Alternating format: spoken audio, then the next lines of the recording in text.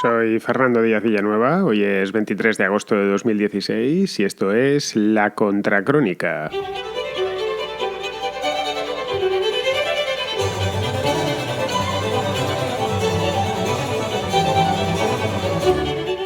La insistente negativa del Partido Nacionalista Vasco a Rajoy para la investidura tiene su porqué. Ese porqué se llama elecciones del 25S, es decir, de dentro de poco menos de un mes. Una cita en la que el PNV se juega la autonomía. Es la única que tiene, la fuente de todo su poder y la fuente también de todos sus chanchullos. Porque el nacionalismo en España es, amén de una ideología bastante averiada, a mi juicio, que no nos ha causado más que problemas y disgustos en los últimos 35 años, un pingüe negocio para todos los que han enarbolado su bandera en los últimos 35 años. El PNV lo sabe que tiene competencia real esta vez, la primera vez en las últimas 4 décadas que la tiene, y sabe que los que vienen disputan su hegemonía. No lo sé, demasiado en liza como para cometer errores.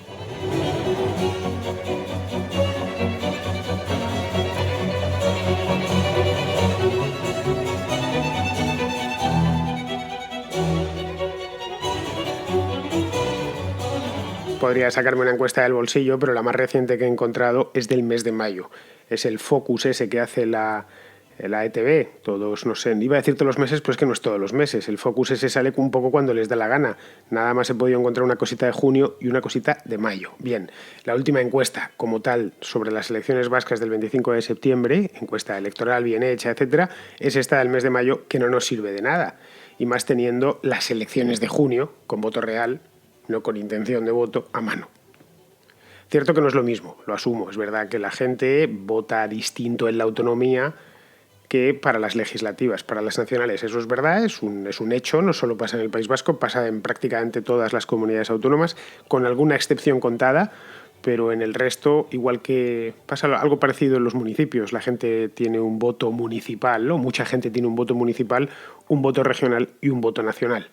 Bien, en el País Vasco esto es así, gente que para temas regionales vota al PNV y para temas nacionales a otro partido. Tradicionalmente cambiaban, no todos, algunos cambiaban. Bien, pero esto nos es muy útil porque son votos reales. No hay mejor encuesta que las de las mismas elecciones. Ahí no hay una pregunta y hay un voto verdadero y entero depositado dentro de una urna. En el día 26 de junio, es decir, me he ido a mirar los resultados por el País Vasco, más o menos los conocía, de haberlos leído en su momento, hace un par de meses, y los he repasado. Bien, el País Vasco envía a Madrid 18 diputados, por 3 circunscripciones distintas, que son las 3 provincias. 4 por Álava, 6 por Guipúzcoa y 8 por Vizcaya. Así es como se reparten los 18 diputados vascos por cada una de las provincias. Esos 18 escaños en las elecciones de junio se repartieron del siguiente modo. 6 fueron a Podemos, 5 al PNV, 3 al Partido Socialista, 2 a Bildu y 2 al PP. Sí, efectivamente, el PP es la quinta fuerza política de Euskadi. Ya sé que a quien se le diga, a los que tienen cierta edad recordarán los buenos tiempos, aquellos de María San Gil y demás, ¿no? Y los recordarán con cierto dolor, los que votan al PP, quiero decir, pero se ha quedado reducido prácticamente a la nada, al borde mismo de la extinción como fuerza política dentro del País Vasco. Algo similar les está sucediendo en Cataluña y parece ser que no hacen nada para remediarlo. En el año 2000 he ido a mirarlo porque me llamaba la atención. Digo, a ver cómo fueron las elecciones en el año 2000 en el País Vasco. Pues resulta que ese año el Partido Popular sacó 7. Mandó 7 parlamentarios, las elecciones aquellas en las que ganó Aznar, las segundas, mandó 7 parlamentarios a Madrid, parlamentarios vascos, es decir, más que hoy Podemos. Ya sabéis, las marianadas y su decidido empeño en destruir el PP desde sus cimientos. Pasar de 7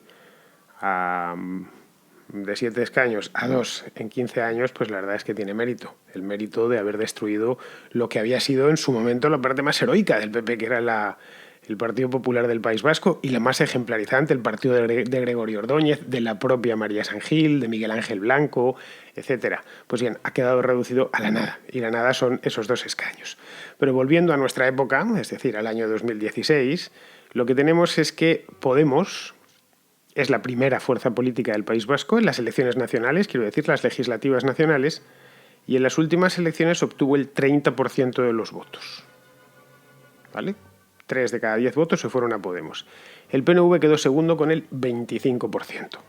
Y le sacó 5 puntos, que no está nada mal. Fue un resultado extraordinario. En Madrid, para que os hagáis una idea, Podemos sacó el 21%. No estuvo nada mal, era la segunda fuerza política después del PP, a mucha distancia, cierto, desde el PP, pero la segunda fuerza política por encima del PSOE. Ojo, y los líderes de Podemos no dejan de ser madrileños, ¿eh? Pablo Iglesias es muy madrileño, muy vallecano. Íñigo Errejón dice que, así que no hace falta, a pesar de que es un niño pijo de ahí de Pozuelo de Alarcón, pero que son de aquí, de Madrid, pues eso, ya ya es caprichoso, ¿no? Que sus mejores resultados los estén obteniendo en lugares como Cataluña y el País Vasco una banda de madrileños. Yo me siento orgullosísimo porque significa que, bueno, que al final, mira, resulta que los madrileños tenemos encanto donde pensábamos que nunca lo íbamos a tener, como es en el País Vasco y en Cataluña. En Castilla y León, para que os hagáis una idea, Podemos tuvo solo un 15% y en Castilla-La Mancha un 14%. Estamos hablando de que tuvo, en concreto, en Castilla-La Mancha o en Castilla y León, la mitad que en el País Vasco. La mitad de votos. La mitad no de votos en términos absolutos, pero sí en porcentaje, de manera relativa. Podemos, por lo tanto, puede tutear al PP sin demasiados problemas. De hecho, lo hace. Dentro del País Vasco lo hace. Estamos a la misma altura, como mínimo. Y en las elecciones estamos por encima. Y tenemos un diputado más que vosotros sentado en el Congreso de los Diputados. Esto, claro, lo que nos dice es que podrían terminar ganando, quizá no gobernando de primeras, pero en una coalición con Bildu o con el PSOE pueden quedarse con la autonomía. No sería tan difícil. Estos resultados nacionales, si los extrapolamos a unas regionales, a las del 25 de septiembre, tendríamos un nuevo gobierno en el País Vasco. Eso es impepinable. Pero vamos, en el momento en que metiese a los... Bueno, podría incluso llegar a gobernar en solitario, si lo extrapolásemos, porque la diferencia de porcentajes, estamos hablando de 5 puntos por encima y tal, pero que en el caso de que vaya más apretado o más apuradillo, puede llegar a un acuerdo con Bildu o con el PSOE. Al PNV le pasó algo parecido en el pasado. Algunos pensaréis, sí, pero eso ya sucedió y ya veis, no pasó absolutamente nada. Sí, fue algo parecido, pero solo parecido. En el año 2009, no hace tanto tiempo, hace solo, pues esos 7 años, os acordaréis, Patxi López sacó 25 escaños, quedó segundo, no primero, que sumados a los 13 del PP que tuvo en aquel entonces, pues con eso consiguieron sacar a Ibarretxe a Ajuria Enea. Esto fue famoso porque era la primera vez que conseguían salir los nacionalistas del País Vasco, del gobierno, etc. Fue, la verdad es que lo cierto fue una carambola, es decir, esa es la cruda realidad. Un pacto contra natura y contra las mismas promesas electorales que había hecho Patxi López. Él había dicho por activa y por pasiva que bajo ningún concepto iba a pactar con el PP. Luego llegó y pactó. Le dio la presidencia del Congreso, se la dio a Arantxa Quiroga, la del PP, y estuvo gobernando Patxi López aproximadamente en solitario, no del todo, por supuesto, durante menos tiempo del que tocaba. De hecho, la legislatura de Patxi López fue una legislatura corta, hasta 2012, cuando aquello pues evidentemente saltó por los aires, palmó muchísimo poder en las municipales de 2011, Zapatero lo había sacado de la Moncloa, ya en 2012 gobernaba Rajoy y el PSOE no estaba en su mejor momento. Es decir, de hecho fue lo que he dicho antes, una carambola, porque ni el Partido Socialista del País Vasco ni el PP desafiaron la hegemonía de los PNVistas. Esta es la cruda realidad. Que volvieron al poder 3 años y medio más tarde, como si no hubiese pasado nada. Porque de hecho no había pasado nada o no había pasado gran cosa. Ahora es distinto, bastante, muy distinto. Podemos se ha quedado, es decir, ha absorbido parte de la legitimidad del nacionalismo moderado que encarna el PNV. Bueno, moderado, si queréis ponerlo entre comillas, pues bien, os acepto las comillas, yo también se las pondría. Pero bueno, de ese nacionalismo moderado, ese nacionalismo conservador del PNV, al tiempo que se ha quedado con otra parte de la legitimidad del nacionalismo radical, el que encarna Bildu. Y todo, ojo, sin sacrificar ni uno de los votos que le ha quitado previamente al PSOE. Porque estos resultados en las nacionales son obviamente a costa del PSOE, obviamente a costa de Bildu y obviamente a costa del PNV. No sé en qué parte, exactamente en qué medida, mejor dicho, la medida probablemente sea más a costa del PSE, porque no he visto ninguna encuesta al respecto, pero no sé si existe, de hecho, pero Podemos no existía. y la cantidad de votantes en el País Vasco, iba a decir que crece lentamente, no, yo creo que decrece a estas alturas. De hecho, han perdido un escaño con respecto a elecciones más antiguas. El País Vasco antes mandaba 19 diputados a Madrid, ahora manda 18. Luego tienen menos votantes. Eso significa que ha tenido que abrirse paso a codazos y ha tenido que quitar a los votantes a otros partidos. La tarta del electorado crece muy lentamente en países como el nuestro, por lo que cualquiera que quiera entrar le tiene que arrebatar los votantes a los otros partidos. La estrategia podemita, de hecho, esta estrategia de, ya sabéis, el núcleo irradiador, los sectores aliados, la transversalidad, donde mejor ha funcionado de todo el país, ha sido en el País Vasco, curiosamente, de toda España. Es llamativo, igual que en otras partes directamente no ha funcionado y se han limitado a sustituir a Izquierda Unida. En el País Vasco les ha salido, pero perfecto, como un guante les ha encajado. Esa estrategia trazada, por cierto, desde Madrid, por Pablo Iglesias y compañía. Es, de hecho, en el País Vasco, Podemos, lo más parecido a un partido total. Es decir, cualquier vasco, casi cualquier vasco, no todos, obviamente, se puede ver reflejado en él. Da nacionalismo a los nacionalistas y da españolismo a los unionistas. Da cierto contenido progresista moderno, pero a la vez transmite cierta tranquilidad de aquí tampoco va a haber una revolución ni nada por el estilo. De hecho, su candidata, que es Pili Zabala, es probablemente el mejor ejemplo de lo que supone la candidatura de Podemos en el País Vasco.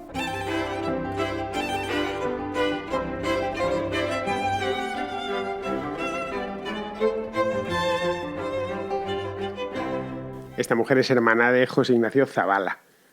A algunos os sonará el nombre. Fue el famoso caso de la Ley Zabala, el de la cal viuda. A este hombre le detuvieron en el año 83 y, bueno, creo que fue la Guardia Civil, lo asesinaron y al final lo terminaron enterrando en Calviva. Es una historia muy conocida que, de hecho, refrescó la memoria de todos Pablo Iglesias durante el debate de investidura, echando la Calviva, en este caso solo verbal, al PSOE durante el debate.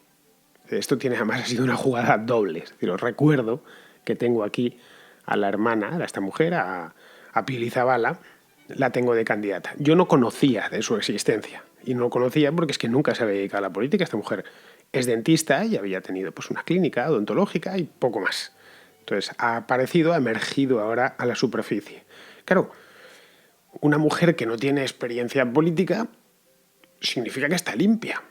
Porque lo que mancha es la política, obviamente. Cuando uno se ha dedicado 20 o 25 años a ese oficio, de una manera u otra está manchado. Es muy difícil sobrevivir a 25 años de ejercicio de esa profesión, sobre todo si has estado en la parte medio alta.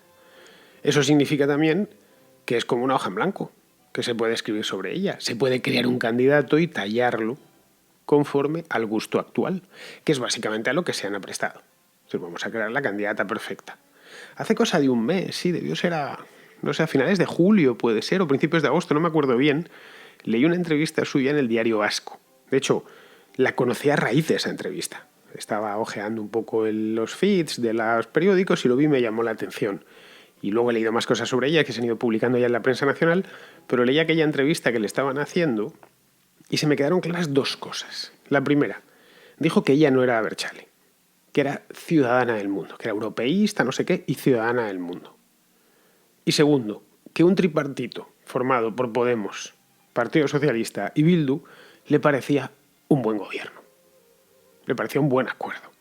Esas dos cosas ya dije, ya está, decidido. No sabía en qué momento iba a hacer una contracrónica sobre el tema, pero ahí me las dejé apuntadas para cuando llegase el momento que ha llegado hoy. Es decir, ya tenían los dos elementos fundamentales. Voy a ser una candidata que no soy Abertzale, pero tampoco dijo yo soy española, como hubiera dicho María San Gil. Ya sabéis que la fractura en el País Vasco durante 40 años ha sido esa. Es un poco la misma fractura que en Cataluña. O estoy a favor de la Unión o estoy en contra de la Unión. No hay más. En este caso yo no soy Abertzale, soy europeísta. Es decir, no estoy ni con tirios ni con troyanos. Luego no sé con qué estará a título personal, no tengo ni idea. Oye, a lo mejor es verdad y no está con ninguno, pero el hecho es que ese mensaje, en una región como el País Vasco, que ha estado muy castigada por el tema del terrorismo, por un nacionalismo extremo, bueno, extremísimo en ciertas épocas, pues claro, es como la candidata perfecta.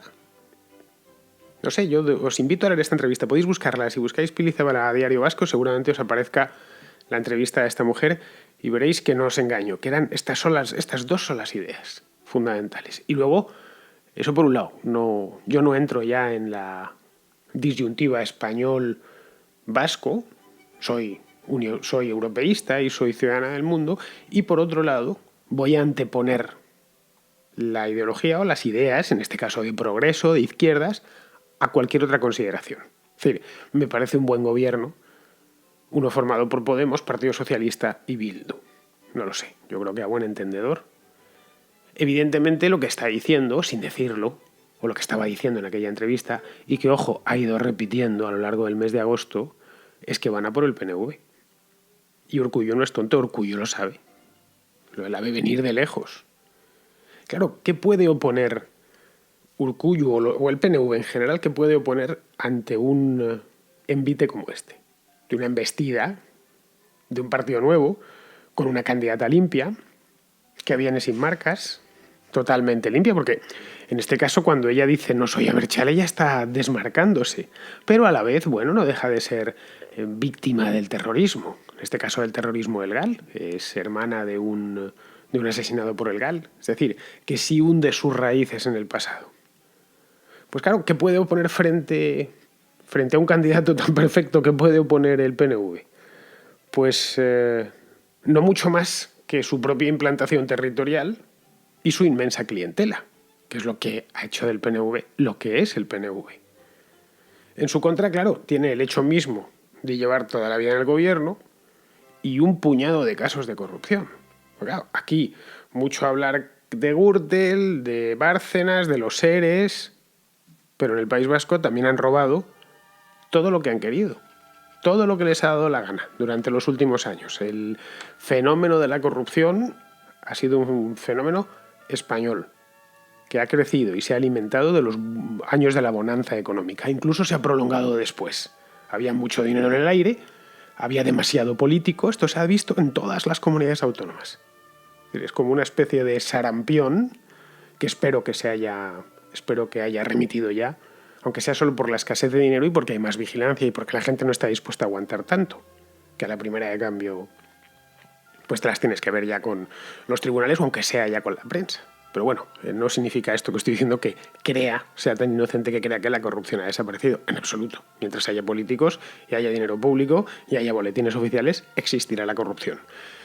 Lo más que podemos aspirar es a que sea poca. Nada más. Que sea una cosa minúscula porque, bueno, va en la naturaleza humana el ser corrupto y eliminar las fuentes de la corrupción que no son los pactos de Estado, son quitar poder a los políticos. Pero bueno, ese es otro tema. En los casos de corrupción en el País Vasco hay varios. Yo le he hecho un vistazo a la prensa general, que estén activos, quiero decir. Tenemos, por ejemplo, el caso Bidegi, los que sois vascos lo conoceréis, que es la clásica malversación de obra pública que aparece en todos los manuales de cómo llevárselo crudo. Esto es a cuenta de unas obras que se hicieron en la A1, en la autopista de peaje. Esa que sube desde Madrid y luego pasa por Burgos y va hacia la frontera con Francia. Bueno, pues la parte vasca. O el caso de Miguel en Álava, que es una trama de comisiones ilegales al estilo de la de Granados en Madrid, que está involucrado todo Kiski allí. De hecho, el juez tuvo que sacar de la causa al hijo de Arzayus. Eso lo he leído hace un ratín, que estaba echándole un vistazo para no hablar sin conocer bien el tema. Tienen, de hecho, ahí en el País Vasco hasta un caso Bankia bis. Esta vez con la Cucha de protagonista. Su expresidente, que era Mario Fernández, hasta hace no mucho tiempo, está imputado por administración desleal, por falsedad documental y por apropiación indebida. El trío típico. Como veis, el problema de la corrupción es real. No sé si será mayor o menor que en otras partes, pero está ahí. Y todos los caminos conducen al PNV, o a gente del PNV, que son los que estaban mandando, porque la corrupción no afecta a los partidillos pequeños sin representación. La corrupción afecta a los partidos que llevan mucho tiempo y a los que están ahí a los que estuvieron en los años buenos. Es decir, que el PNV quiere hacer ver, o fingir que en el País Vasco no pasa nada, no significa que no pase nada. Pasa y pasar ha pasado. Al final es curioso, pero podría terminar sucediendo que la sucesora natural del nacionalismo en Cataluña y el País Vasco sea Podemos.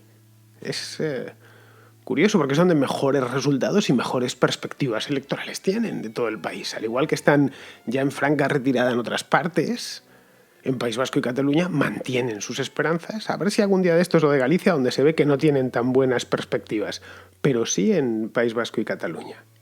No lo sé, es una posibilidad. Creo que lo mejor es seguirle la pista.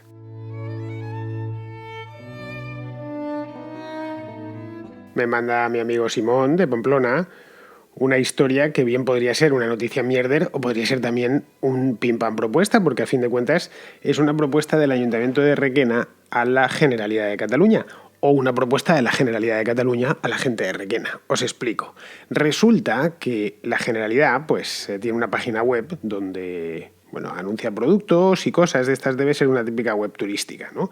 Y dice que, donde ponen las cosas buenas que hay en Cataluña y demás. Esto creo que lo tienen todas las comunidades autónomas. Ya sabéis, es una de las miles de maneras en las que esta gente se gasta el dinero de nuestros impuestos, ¿no? En decirnos que tenemos la mejor sobrasada o que tenemos el mejor vino, que tenemos el mejor queso. Eso ya lo sabemos, no hace falta que nos lo digáis. Pero bueno, la cosa es que en esta web los de la Generalidad han metido algunos productos buenísimos, ¿no? Que se entiende que hay en Cataluña, lo han ampliado un poquitín y han decidido meter los de los países catalanes, Entonces, dice textualmente en la web: en los países catalanes disponen de indicación geográfica protegida la longaniza de Vic, la sobrasada de Mallorca y el embutido de Requena, del País Valenciano.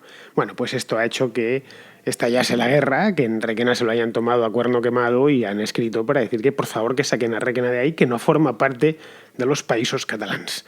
Bueno, a la vista está que no, porque ya han dicho ellos también lo saben, que es del País Valenciano. Pero dentro de la lógica propia de quienes gobiernan la Generalidad, Requena está dentro de los países catalanes. Eso sí, Requena en particular tiene unas peculiaridades muy suyas. Y es que se la incluyó en la provincia de Valencia, es decir, en los países catalanes, así un poco de rondoncillo, cuando se hizo la división provincial en el siglo XIX. Antes no había formado parte de Aragón, ni de Valencia, ni de nada. Había formado parte del Reino de Castilla, entre otras cosas porque la reconquistó, se la quitó a los musulmanes Fernando III el Santo, es decir, el mismo que había reconquistado Sevilla.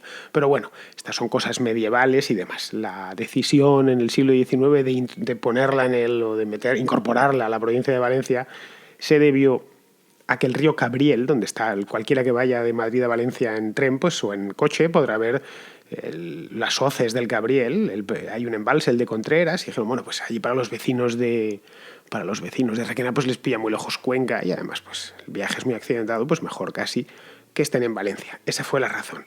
Claro, luego ya se lo han incorporado. Bien. Dicho esto, me parece que, no sé, la verdad, no creo que tampoco es para tomárselo tan mal. Es decir, podían haber metido tranquilamente el queso de Campo Real, que es un queso que se hace en la Comunidad de Madrid, que está buenísimo. Es, de hecho, el mejor queso manchego que se hace en todo el mundo. Y ya veis, se hace en el propio Madrid. Yo no me ofendería, en absoluto. Lo único que tendrían que cambiarle el nombre. Tendrían que poner Formatge de Camp Reial. Y fuera. Pero tampoco me ofendería lo más mínimo. Estas cosas, al final, no sé si es... primero, ¿qué fue antes, el huevo o la gallina? Pero nos andamos siempre con unas tonterías en España que no tienen mucho sentido. Es cierto que andan en Cataluña siempre con estas chorradas de incluir dentro de Cataluña, de los países catalanes, a gente que no ha hecho ninguna voluntad de pertenecer. Eso es verdad y se lo deberían hacer mirar. No es necesario, ese imperialismo es como si, incluyésemos a Portugal, ¿no? Normal los portugueses se quejarían. Oye, o a lo mejor no. En fin, esta historieta que me pasa Simón, os la transmito. Podéis seguir el escándalo. Si alguno de vosotros es valenciano, no digamos ya que es requenés, puede escribir personalmente y decir, sáquennos inmediatamente de su web, solo faltaría. Y esto ya espero que el alcalde de Requena dé un paso más y organice una manifa, que sería ya la españolada completa. Que organice una manifa y se le responda en Barcelona con una contramanifa, diciendo que no, que Requena catalana, tal cual. Sería ya la berlanguización del embutido de Requena y la web de la Generalidad. Muy bien, queridos amigos, con esto, que no sabe uno si reír o llorar, me despido de vosotros. Hasta mañana.